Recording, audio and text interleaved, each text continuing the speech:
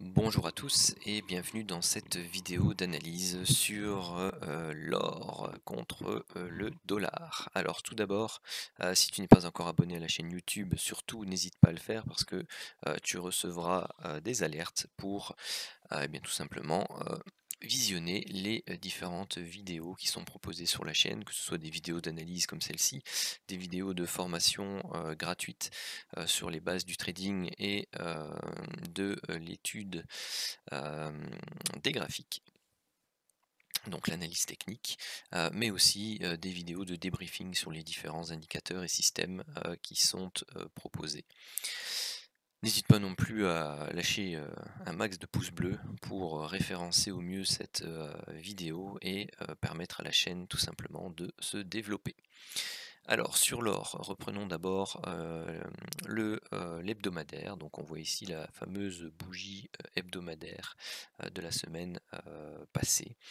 Eh bien, celle-ci a réagi sur le haut de canal qu'elle a quasi réintégré. Donc on a tenté de s'en extraire, pardon, qu'elle a réintégré, que l'on a tenté de s'en extraire, mais pas réussi. Donc on est venu buter sur cette zone ici de résistance. Excusez-moi, il est tard. De résistance, et puis derrière, boum, on a avalé tout simplement un et deux corps de chandelier. Même les clôtures ont été avalées puisque la clôture hebdomadaire s'est faite ici. Donc on a réintégré non seulement un niveau de polarité mensuelle qui est ici en marron, donc on n'a pas réussi à le franchir, on l'a réintégré, on a réintégré le canal baissier qui est ici, et on a tout simplement bien avalé donc les derniers chandeliers. Ici, on avait eu un très beau setup de divergence, donc les indicateurs avaient noté les deux premiers, il n'a pas noté le dernier qui lui était donc ici visuel avec ce sommet là, et puis derrière on est venu tout simplement ici casser la ligne de tendance directe par ce beau chandelier là, et derrière on a eu une correction haussière, et puis derrière, boum, on est allé rechercher, je pense, à peu de choses près, par rapport à ceci, les ouais, un peu moins que les 100%, les 100% étaient là. Donc voilà juste pour le topo hebdomadaire. Alors passons sur le journalier pour voir un peu au niveau du décompte ce que cela donne. Alors actuellement, donc on a ici un plus haut. Donc moi j'ai noté sommet de vague B ou sommet de vague 3. Donc on a eu ici une baisse, un triangle et une baisse, donc 3 temps, donc A, B et C, que j'ai pris pour une vague W ici.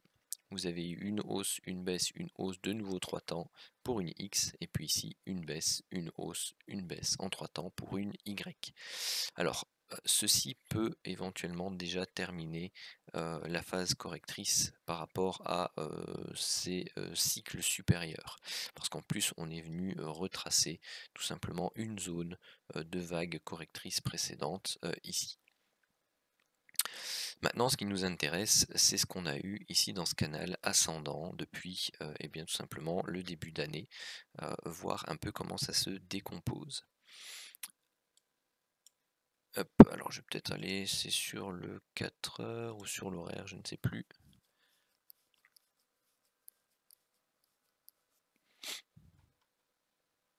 Sur le 4 heures, c'est déjà pas mal. Alors, par rapport à ceci, ce qu'on a eu, c'est une première phase impulsive, une correction, une deuxième phase impulsive, une latéralisation, et puis une dernière phase impulsive. Alors, ce que j'ai pu voir comme des comptes sur Twitter, et bien tout simplement, c'était effectivement 5 temps à la hausse. On s'attendait à 3 temps à la baisse avant de repartir à la hausse. Là-dessus, il n'y a pas de souci.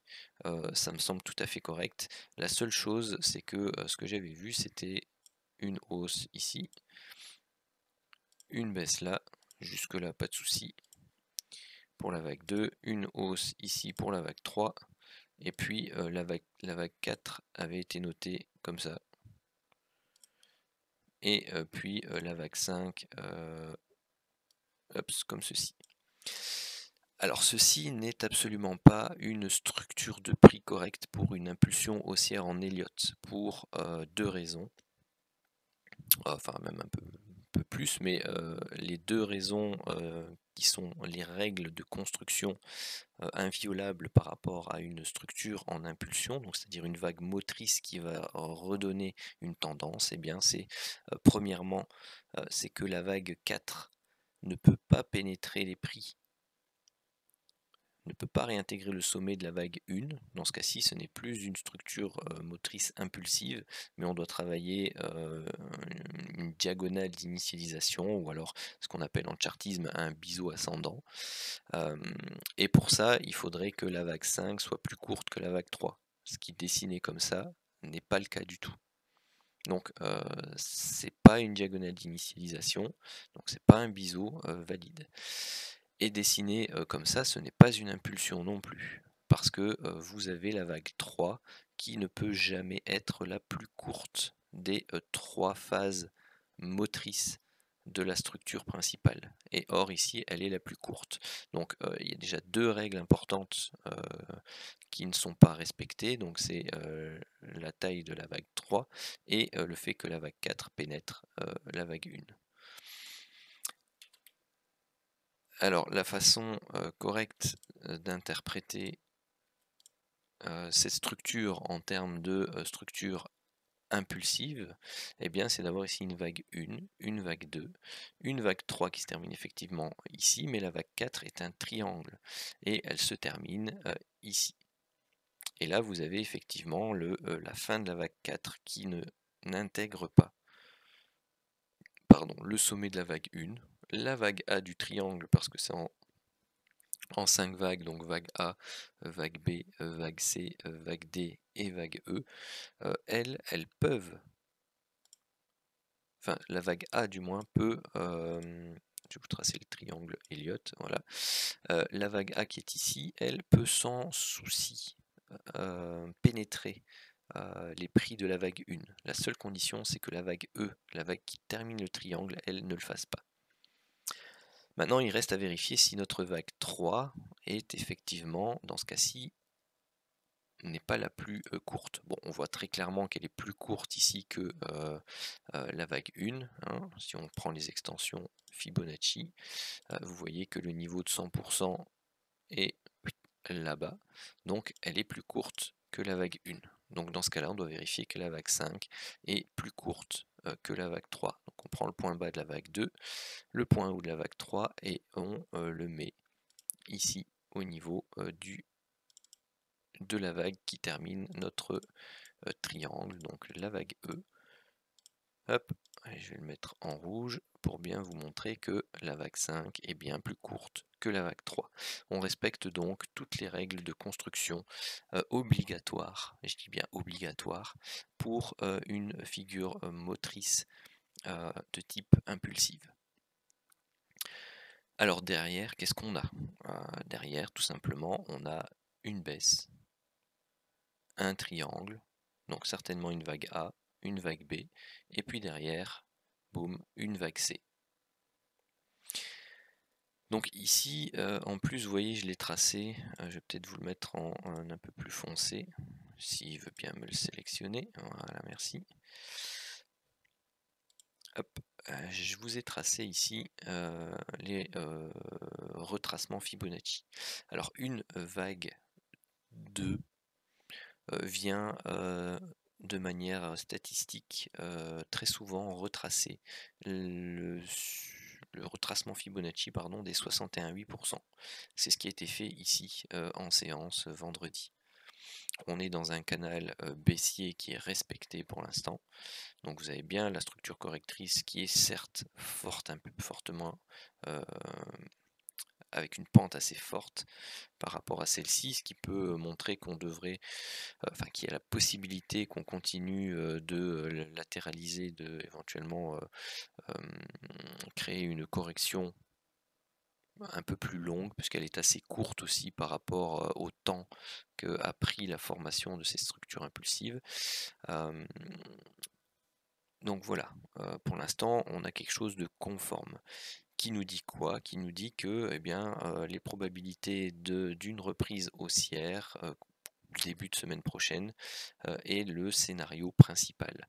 Donc on a soit ici une impulsion, une correction, une nouvelle impulsion, pour faire soit une A, B et C, pour faire une seconde vague X. Et ensuite redescendre en 3 temps pour faire une vague Z qui eh bien, continuerait la structure complexe, non plus en double tree mais en triple tree, donc avec double X de liaison.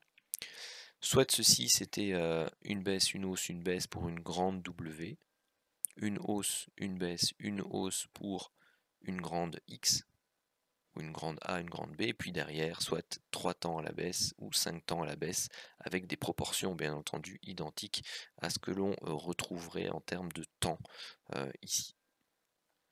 Soit on a terminé la structure correctrice, on a fait une vague 1, on travaille la vague 2, et derrière, eh bien, tout simplement, on cherche une vague 3 qui partirait ici fortement à la hausse. Donc voici les différents scénarios que vous pouvez retrouver dans les jours, les semaines qui viennent avec les structures de prix telles qu'on peut les interpréter actuellement. Donc voilà, n'hésitez pas à surveiller l'or si c'est un actif qui vous plaît. Si vous regardez la vidéo, je suppose que c'est un actif qui vous plaît. Maintenant, si on va voir sur l'horaire, eh bien, on n'a pas encore de setup de divergence entre ce point bas là et le point bas qui est ici. Donc ici, on sent très bien le triangle. Donc A, B, C, D, E. Et donc là, on a fait 1, 2, 3, 4, 5, 6, 1, 2, 3, 4, 5, donc 7, 8, 9, et donc on pourrait avoir notre setup de divergence ici, après une stabilisation, un nouveau plus bas, setup de divergence, break de ligne de tendance, et puis hop, on pourrait aller retracer tout ça à la hausse et venir faire des nouveaux plus hauts. Donc voilà, moi c'est le scénario principal que j'envisage. Il sera invalidé bien entendu si on vient franchir directement les plus bas ici. Pourquoi? Parce qu'une vague 1, une vague 2 ne peut franchir tout simplement les points de départ de sa vague 1. Donc si c'est une A, une B, pour faire une structure en